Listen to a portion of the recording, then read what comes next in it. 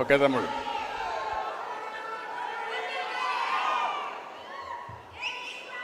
గౌరవనీయులు 13వ భారత ఉపరాష్ట్రపతి పెద్దలు వెంకయ్యనాయుడు గారు, త్రిపుర గవర్నర్ గౌరవనీయులు ఇంద్రసేనారెడ్డి గారు, ఆంధ్రప్రదేశ్ స్పీకర్ గౌరవనీయులు అయ్యన్న పాత్రుడు గారు,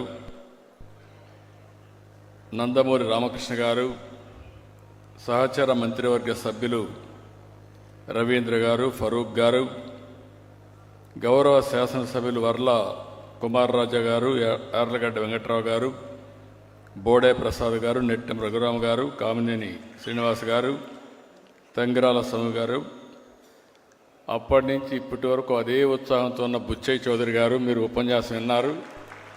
ఏమాత్రం కూడా ఫోర్స్ తగ్గలేదు, అప్పుడు అట్లనే ఉండేవాడు. ఆర్టీసీ చైర్మన్ నారాయణరావు గారు, ఆ రోజు నుంచి ఈ రోజు వరకు ఒక ఇంటర్నేషనల్ జర్నలిస్ట్గా ఉండి ఎన్టీ రామారావు గారికి అత్యంత దగ్గరగా ఉన్నట్టు వ్యక్తి, దగ్గరగా చూసిన వ్యక్తి వెంకటనారాయణ గారు. ఈరోజు ఈ పుస్తకాన్ని రాసినటువంటి విక్రమ్ గారు, అదే మాదిరిగా జనార్దన్ గారు, కోలికపూడి శ్రీనివాసరావు గారు. సాయంత్రం నుంచి చూస్తున్నాను, మన నాయకుడు మన ముందర లేకపోయినా ఆయన స్ఫూర్తితో మీరు ఎంత ఉత్సాహంగా ఉన్నారంటే అంత ఉత్సాహంగా ఉన్నారు. ఈ కార్యక్రమానికి వచ్చిన మీ అందరికీ పేరు పేరున మనస్ఫూర్తిగా నా నమస్కారాలు, అభినందనలు, శుభాభినందనలు. ఈరోజు 41 సంవత్సరాల కంటే ముందు సజీవ చరిత్ర 1984 ప్రజాస్వామ్య పరిరక్షణ ఉద్యమం. వేదిక పైన వాళ్ళు మాట్లాడుతూ ఉంటే ఈ పుస్తకాన్ని చూసిన తర్వాత నా జ్ఞాపకాలన్నీ 40 సంవత్సరాలు వెనక్కి. ఆ జ్ఞాపకాలు నెమరు వేసుకునే అవకాశం కల్పించిన మిత్రులకి మనస్ఫూర్తిగా అభినందనలు, శుభాభినందనలు. చరిత్రలో చాలా సంఘటనలు జరుగుతాయి, ఎన్నో వాస్తవాలు ఉంటాయి. వాటిని మనకు చెప్పేది, భవిష్యత్ తరాలకు అందజేసేది పుస్తకాలే. రాష్ట్ర రాజకీయాల్లోనే కాదు, దేశ రాజకీయాల్లో కూడా 83 ఒక సంచలనం. ఒక ప్రాంతీయ పార్టీగా పుట్టి ఒక అరుదైన ముద్ర వేసుకున్న వ్యక్తి, చరిత్ర సృష్టించిన వ్యక్తి, యుగ పురుషుడు నందమూరి తారక రామారావు గారని చెప్పి మీకు తెలియజేస్తున్నా. ఈరోజు మనందరం కూడా సజీవ చరిత్ర, అందులో జరిగిన ప్రజాస్వామ్య పరిరక్షణ ఉద్యమం కూడా ఎప్పటికీ సజీవంగా ఉంటుంది. నాడు జరిగింది కేవలం చరిత్ర కాదు, ప్రజాస్వామ్యంలో వర్తమానానికి, భవిష్యత్తుకి ఒక సందేశం. ఇప్పుడే చాలామంది మాట్లాడారు. ఆ రోజులు ఒకసారి జ్ఞాపకం చేసుకుంటే ఎన్టీ రామారావు గారు పార్టీ పెట్టడమే ఒక ప్రభంజనం అయితే, తర్వాత ఆయన ఎక్కడికి పోతే అక్కడ రాత్రింబగళ్ళు వెయిట్ చేసి మంగళారతులిచ్చి ఆయనకు స్వాగతం పలికారు. రాత్రింబగళ్ళు పడిగాపులు కాసిన పరిస్థితి. తెలుగు పౌరుషం, తెలుగువారి ఆత్మగౌరవ నినాదాలతో ప్రజలందరూ కోరుకున్నట్లే 83లో బ్రహ్మాండమైన మెజారిటీ, ఒక సునామీ సృష్టించారు. 3.5 దశాబ్దాల పాటు పరిపాలించిన కాంగ్రెస్ పార్టీని ఎక్కడికక్కడ పెద్ద ఎత్తున ఓడించారు. ప్రజలందరూ కూడా ఏకపక్షంగా నిలబడ్డారు. అయితే ఓసారి కాంగ్రెస్ పార్టీ చరిత్రలు కూడా మనం చూసుకుంటే, నాటి కాంగ్రెస్ నాయకులు, ఢిల్లీ పెద్దలంతా కూడా చాలా కుట్రలు చేశారు. అలాంటి కుట్రలో భాగమే 83 ఆగస్టు అని చెప్పి కూడా మీకు తెలియజేస్తున్నా. 20 నెలలే అయింది. ఇప్పుడే మిత్రులందరూ మాట్లాడారు. ఆయన ఆ రోజు మనం ఒకసారి గుర్తుపెట్టుకుంటే హార్ట్ ఆపరేషన్ రావడం, అప్పుడు ఇండియాలో మంచి వైద్యులు కూడా లేకుండా పోవడం, అందుకే అమెరికాకి వెళ్ళి అక్కడ ఆపరేషన్ చేసుకొని తిరిగి వచ్చారు. తిరిగి వచ్చి మనం అందరం ఆనందంలో ఉంటే ఆ రోజే కుట్రకు తెరదీశారు. అయితే ఆ రోజు నాకు బాగా జ్ఞాపకం, ఇప్పుడు చాలామంది గుర్తు చేశారు. ఇంద్రసేనారెడ్డి గారు కూడా గుర్తు చేశారు, అదే మరి బుచ్చయ్య చౌదరి గారు కూడా చెప్పారు. అక్కడ వచ్చిన సమాచారం అంతా చూసిన తర్వాత నాకు ఒక అనుమానం వచ్చి, ఏదో కుట్ర జరుగుతూ ఉంది, దీన్ని తిప్పి కొట్టాలంటే ఎమ్మెల్యేలు మెజారిటీ ఉంటే తప్ప సాధ్యం కాదని రాత్రికి రాత్రే మొత్తం 161 మంది ఎమ్మెల్యేలని ఆ రోజు రామకృష్ణ స్టూడియోస్లో ముషిరాబాద్కి చేర్చాం. అది గేమ్ చేంజర్గా అయింది. ఆ రోజు కానీ రాకపోయి ఉంటే, ఇంతమంది ఎమ్మెల్యేలు లేకపోయి ఉంటే ఏమాత్రం కూడా భయపడకుండా ముందుకు పోయే పరిస్థితి వచ్చేది. అంత మునుపు కూడా చరిత్ర మీరు ఒకసారి చూస్తే 47 నుంచి 84 దగ్గర 37 సంవత్సరాలు. 37 సంవత్సరాల్లో 26 ప్రభుత్వాల్ని పడగొట్టారు. 18 నెలలకు ఒక్కొక్క ప్రభుత్వం పోయింది. కానీ ఈ మహాపోరాటంలో గెలిచింది ఒకే ఒక వ్యక్తి, అది నందమూరి తారక రామారావు గారు.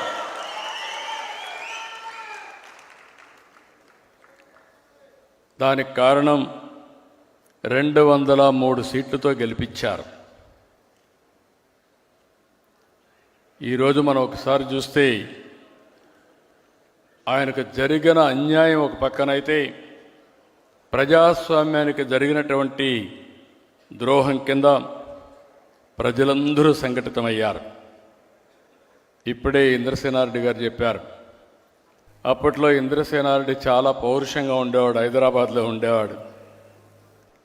ఆయన నేరుగా వచ్చి అంటే మన స్టూడియోకి వచ్చి అక్కడి నుంచి ఇప్పుడు కూడా గుర్తు చేశారు, ఎమ్మెల్యే క్వార్టర్స్ పోతే వీళ్ళందరి మీద దాడి చేశారు. అక్కడి నుంచి నేరుగా ఎమ్మెల్యే క్వార్టర్స్కి అందరినీ తీసుకురావడంలో ప్రముఖ పాత్ర వహించిన వ్యక్తి ఇంద్రసేనారెడ్డి గారు అని చెప్పి నేను మీకు తెలియజేస్తున్న. 30 రోజులు కూడా అదే మరిగా వెంకయ్యనాయుడు గారు అయితే మన నాయకుడితో రాష్ట్రమంతా తిరగడం, దేశంలో ఉండే నాయకులందరినీ ఒక త్రాటిపైకి తీసుకురావడం. వెంకయ్యనాయుడు గారు నేను 78లో కూడా చూశాను అసెంబ్లీలో. ఆ రోజు అసెంబ్లీలో ప్రతి ఒక్కరూ భయపడతారంటే ఈయన జైపాల్ రెడ్డి గారు ఉండేవారు. వాళ్ళ అసెంబ్లీని గజగజలాడించిన రోజులు అవన్నీ. అలాంటి వ్యక్తి పూర్తిగా సహకరించి మన నాయకుడు ఎన్టీ రామారావు గారు అంటే చాలా అభిమానంగా వెంకయ్యనాయుడు గారు ఉండేవారు. ఎన్టీ రామారావు గారు కూడా ఆయన అంటే చాలా అభిమానం. ఇవన్నీ మనం ఒకసారి చూస్తే ఆనాటి గవర్నర్ రామ్లాల్ జరిగిన సంఘటన మీరు చూస్తే, మెజారిటీ ఉంది, మీరు అసెంబ్లీ సమావేశం చేయండి, నేను బలాన్ని నిరూపించుకుంటానని అంటే కూడా చాలా దౌర్జన్యంగా, ఇప్పుడే లోపల వస్తామంటే వెంకయ్యనాయుడు గారు చెప్పారు, ఆయన మాటలోనే మీరు ఇంటే అర్థమవుతుంది, అంత అప్రజాస్వామికంగా చేస్తే ముఖ్యమంత్రిగా గవర్నర్ని కలవడానికి పోయిన ఎన్టీ రామారావు గారు తిరిగి పోలీస్ వ్యాన్లో కంట్రోల్ తీసుకుపోయే పరిస్థితి వచ్చింది. ఆ ఒక్క సంఘటన దేశంలో ఉండే ప్రతి ఒక్కరిని దిగ్భ్రాంతికి గురి చేసింది. అంతేకాకుండా దేశమే కాకుండా భారతదేశం మొత్తం బగ్గుమనే పరిస్థితి వచ్చింది. కన్యాకుమారి నుంచి కాశ్మీర్ వరకు ప్రజలందరూ కూడా ఒకటయ్యే పరిస్థితికి వచ్చారు. ఆంధ్రప్రదేశ్లో ఒక ప్రాంతం అని కాదు, ఒక గ్రామం అని కాదు, తెలంగాణ, ఉత్తరాంధ్ర, దక్షిణాంధ్ర, రాయలసీమ అందరూ ఒకటయ్యారు. ఎక్కడికక్కడ రోడ్డు ఎక్కారు. ఒక్క రోజు కూడా వదిలిపెట్టలేదు. ఇప్పుడే కొంతమంది మాట్లాడినప్పుడు చెప్పారు, వెంకటనారాయణ గారు మాట్లాడినప్పుడు చెప్పారు, నా చరిత్రలో నా జీవితంలో ఎప్పుడూ చూడనటువంటి సంఘీభావాన్ని చూశాను. మేమందరం ఆ రోజు ఎమ్మెల్యేలు కాపాడుకోవాలి. ఒక ఎమ్మెల్యేకి మంత్రి పదవి అప్పట్లో ₹1,00,00,000 మరి డబ్బులు ఆఫర్ చేస్తే వీళ్ళని కాపాడుకోవడం మాకు చాలా కష్టమైపోయేది. ఆ రోజు ఎంతోమంది సహకరించారు. మాకు తెలియని వ్యక్తులు, ఉదాహరణ మీరు ఒకసారి చూస్తే కర్ణాటకలో హెగ్డే గవర్నమెంట్ మాకు షెల్టర్ ఇవ్వాలి, దేశంలో ఎవ్వరూ ఇవ్వలేని రోజున కర్ణాటకలో మాకు అకామిడేషన్ ఇచ్చిన ఏకైక వ్యక్తి రామకృష్ణ హెగ్డే. ఆ రోజు అక్కడ రఘుపతి గారు మంత్రి. రఘుపతి గారిని అప్పచెప్తే రాత్రింబగళ్ళు మాతో ఉండి మొత్తం ఎమ్మెల్యేలకు ఏం కావాలో చేసిన సందర్భం అది. దేశంలో ఉండే అన్ని రాజకీయ పార్టీలు, కాంగ్రెస్ ఇతర ప్రతిపక్షాలన్నీ కూడా 18 పార్టీలు జమకట్టాయి. ఒకే మాట, ఒకే డిమాండ్. మీరు చూస్తే గవర్నర్ రామ్లాల్ రీకాల్ చేయాలని పెద్ద ఎత్తున ఉద్యమాలు చేశారు. హేమా హేమీలు.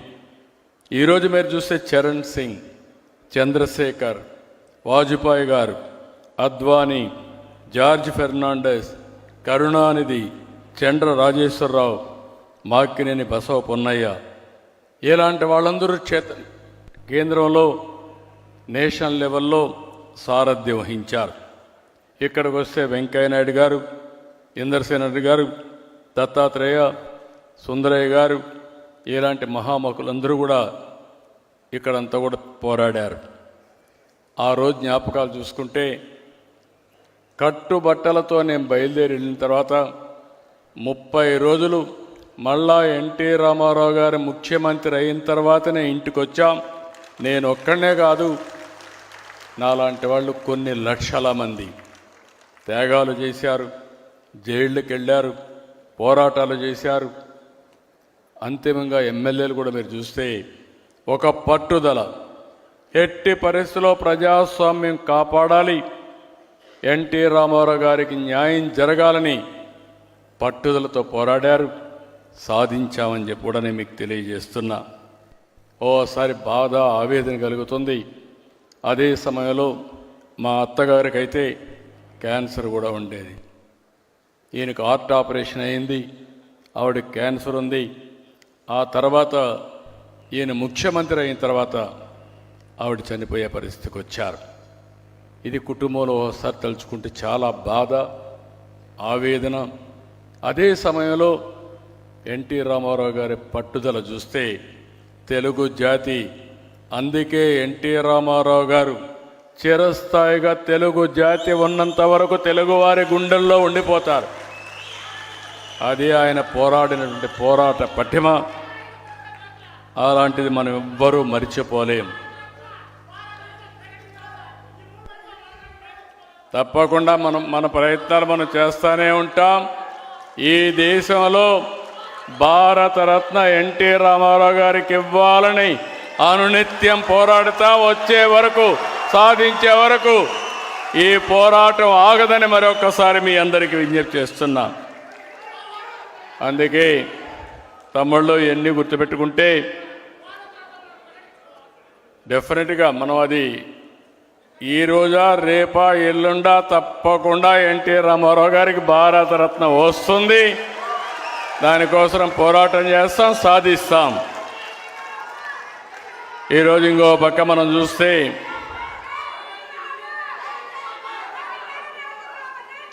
ఈరోజు మనందరం చూసినప్పుడు 41 సంవత్సరాలు పూర్తయింది. ఈరోజు ఈ పుస్తకాన్ని భావితరాలకు అందజేసినటువంటి జనార్దన్ గారిని, అదే మాదిరిగా విక్రమ్ గారిని, ఇక్కడుండే ఆ కమిటీ అందరిని కూడా మనస్ఫూర్తిగా అభినందిస్తున్నాం. ఈరోజు మనం ఒక్కసారి చూసినప్పుడు ఇలాంటివి కొన్ని విషయాలు జరిగినప్పుడు మనకు అనిపిస్తుంది ఎన్టీ రామారావు గారు ఒక చరిత్ర, తెలుగుదేశం పార్టీ ఒక చరిత్ర, ఎన్టీఆర్ ఆశయాలు శాశ్వతంగా ఉంటాయి. అదే సమయంలో ఆయన ఇచ్చిన మాట మీరు చూస్తే అనేక సందర్భాల్లో చెప్పిన మాట మనందరి చెవుల్లో ఇంకా వినపడుతూ ఉంటుంది. ప్రజలే దేవుళ్ళు, సమాజమే దేవాలయం, పేదవాళ్లే దేవుళ్ళని చెప్పిన ఏకైక వ్యక్తి నందమూరి తారక రామారావు గారు. ఆయన సంక్షేమ కార్యక్రమాలు ప్రారంభించారు. ఈరోజు దేశమంతా అమలు చేసే పరిస్థితికి వచ్చింది. ఆయన నదుల అనుసంధానానికి శ్రీకారం చుట్టారు. ఈరోజు దేశం మొత్తం నదుల అనుసంధానం జరిగే పరిస్థితి వచ్చింది. ఆయన ఆ రోజు ఆడబిడ్డలకు ఆస్తిలో హక్కు ఇచ్చారు. ఈరోజు స్త్రీ శక్తి ద్వారా మా ఆడబిడ్డలకి ఉచిత ప్రయాణ సౌకర్యం కూడా మనం కల్పించుకున్నాం. నరేంద్ర మోడీ గారు, ఆ రోజు ఎన్టీ రామారావు గారు స్థానిక సంస్థల్లో 9% రిజర్వేషన్లు పెడితే ఈరోజు నరేంద్ర మోడీ గారి ఆధ్వర్యంలో ఆడబిడ్డలకు చట్టసభల్లో 33% రిజర్వేషన్లు వస్తున్నాయి.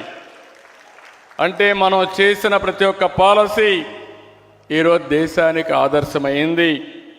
భవిష్యత్తులో కూడా ఆదర్శంగా ఉంటాయని చెప్పి నేను మీకు తెలియజేస్తున్నా. ఈరోజు ఇంకొక విషయం కూడా మనం గుర్తుపెట్టుకోవాల్సిన అవసరం ఉంది. ఆ రోజు ఎన్టీ రామారావు గారు ప్రారంభించిన ఉద్యమం యాంటీ కాంగ్రెస్ ఉద్యమం. ఈరోజు మీరు చూస్తే దేశంలో ఉండే అన్ని రాజకీయ పార్టీలు కలిపాడు, ఉద్యమం చేశాడు, నేషనల్ ఫ్రంట్ పెట్టాడు. ఆయన చేసిన ఫౌండేషన్ చూస్తే ఈరోజు భారతదేశంలో ఎన్డీఏ ప్రభుత్వం సుస్థిరంగా ఉంటుంది. నరేంద్ర మోడీ గారు 11 సంవత్సరాలు పీఎం అయ్యారు.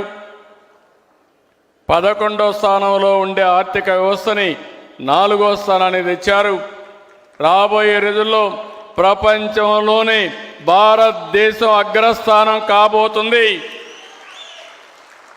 ఏ దేశానికి లేనట్టు సుస్థిర పరిపాలన భారతదేశానికి ఇచ్చిన ఘనత నరేంద్ర మోడీ గారు. అలాంటి వ్యక్తి రేపు జన్మదినం. ఆ జన్మదినానికంటే ఒక రోజు ముందు మనం ఈ కార్యక్రమం పెట్టుకోవడం ఒక సంతోషకరమైన విషయం అని చెప్పి కూడా మీకు తెలియజేస్తున్నా. ఇలాంటివన్నీ చూసినప్పుడు నేను ఒక్క మాటలో చెప్పాలంటే, రామారావు గారి గురించి ఒక్క మాటలో చెప్పాలంటే, తెలుగు వైభవం, తెలుగు ధనానికి ప్రతిబింబం, తెలుగు జాతి ఆత్మగౌరవానికి ప్రతీక. ఇది ఎవ్వరూ కాదనలేనటువంటి నగ్న సత్యం. నేను ఒక మాట చెప్పేవాడిని, ఇప్పుడు కూడా గుర్తుపెట్టుకోండి. ఎవరికి ఏ సమస్య పరిష్కారం కావాలన్నా అధైర్యపడక్కర్లేదు. నందమూరి తారక రామారావు గారి విగ్రహం ఒక్కసారి చూసి మీరు కానీ సంకల్పం చేసి ఇది సాధ్యం, సాధించి తీరుతామని చెప్పి కూడా నేను మీకు తెలియజేస్తున్నా. ఆయన జీవితం కూడా వడ్డించిన విస్తరి కాదు. ప్రతిదీ కష్టపడి చదువుకున్నాడు, చేశాడు. పట్టుదల, ఆత్మవిశ్వాసం, ఒక్కొక్క మెట్టు ఎదుగుతూ వచ్చాడు. అందుకే ఎన్టీఆర్ ఒక ఆదర్శంగా మిగిలారు. 49లో మన దేశం నటుడిగా క్యారియర్ మొదలుపెట్టాడు. పాతాళ భైరవి, మాయా బజార్, లవకుశ, దానవీర సూరకర్ణ, గుండమ్మ కథ, ఇలా ఎన్నో మరుపురాని చిత్రాలు నటించాడు. దేవుళ్ళు చూడలేదు కానీ శ్రీరాముడు ఎట్టుంటాడో, శ్రీకృష్ణుడు ఎట్టుంటాడో, కర్ణుడు ఎట్టుంటాడో చూడాలంటే అది ఎన్టీఆర్ రూపంలోనే మనం చూస్తున్నామని చెప్పి కూడా నేను మీకు తెలియజేస్తున్నా. సినిమాల్లోనే కాదు, ఒక రాజకీయాల్లో ఒక ఆదర్శ నేత. ఏ దేశానికి సంక్షేమ కార్యక్రమాలు ఇవ్వచ్చని చెప్పినటువంటి నాయకుడు నందమూరి తారక రామారావు గారు. ఆ రోజుట్లో 2 రూపాయల కేజీ బియ్యం, సగం ధరకే చీర దోవతి, 50 రూపాయలకే హెచ్పి కరెంట్ ఇవ్వడం, ఇలాంటి పేదవాళ్ళందరికీ పక్కా ఇళ్ళు కట్టడం 1-2 కార్యక్రమాలు కాదు, అనేక కార్యక్రమాలు చేశాడు. అందుకే మనం అందరం గుర్తుపెట్టుకోవాలి, ఎన్టీఆర్ అంటే రాజకీయాల్లో ఒక సంచలనం.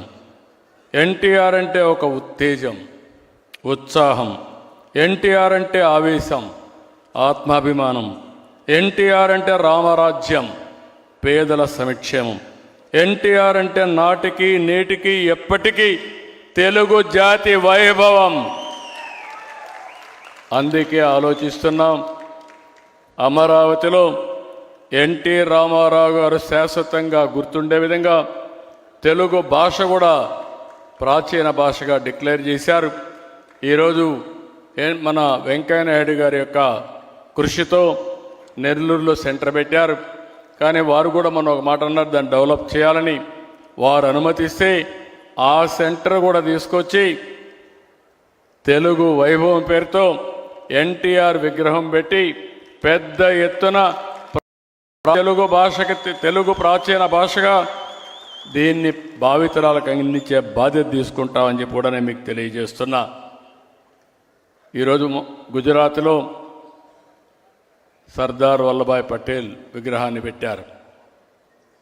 అదే తరహాలో తెలుగు జాతి గుర్తుండే విధంగా మన ఎన్టీ రామారావు గారు విగ్రహం పెట్టి తెలుగు జాతికి కష్టపడిన ప్రతి ఒక్కరిని గౌరవించేట్టుగా చేస్తామని చెప్పి నేను మీకు తెలియజేసుకుంటూ, ఆయన ఎప్పుడూ ఒకటే చెప్పేవాడు, భాష మీద జాతి మీద అభిమానం ఉండే వ్యక్తి ఎన్టీ రామారావు గారు. నేను అందుకే ఆయన తరపున మీ అందరికీ, ఆయన మన దగ్గర లేరు కానీ ఆయన ఆశయాలు మన దగ్గర ఉన్నాయి, ఆయన సంకల్పం మన దగ్గర ఉంది.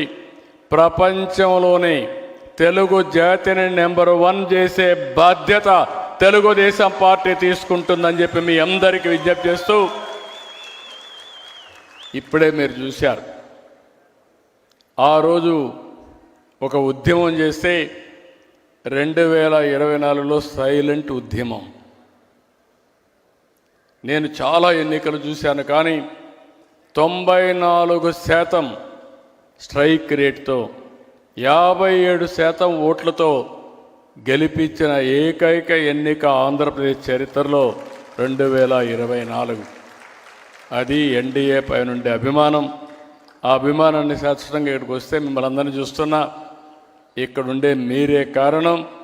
మీరందరూ సమిష్టిగా పనిచేసి అఖండ విజయాన్ని సాధించిన మిమ్మల్ని అందరినీ మరొక్కసారి మనస్ఫూర్తిగా అభినందిస్తూ, ఈరోజు మన నాయకుడిని మనం గుర్తుపెట్టుకుని మళ్ళీ భావితరాలకు అందించే విధంగా ఆయన చరిత్రని ముందుకు తీసుకుపోవాలని చెప్పి మిమ్మల్ని అందరినీ కోరుకుంటూ, ఈరోజు ఈ కార్యక్రమానికి ఇచ్చేసిన మిమ్మల్ని అందరినీ పేరు పేరున అభినందిస్తూ, ఈరోజు చాలామంది నాయకులు వచ్చారు, వాళ్ళందరికీ మనస్ఫూర్తిగా అభినందనలు. ఇంకో పక్క ప్రత్యేకంగా వెంకయ్య నాయుడు గారికి, ఇంకో పక్క వెంకటనారాయణ గారికి, ఇంకో పక్క త్రిపుర నుంచి ఆల్ ది వే ఇక్కడికి వచ్చిన ఇంద్రసేనారెడ్డి గారిని మీ అందరి తరపున అభినందిస్తూ ధన్యవాదాలు తెలియజేసుకుంటూ సెలవు తీసుకుంటున్నా. జై హింద్.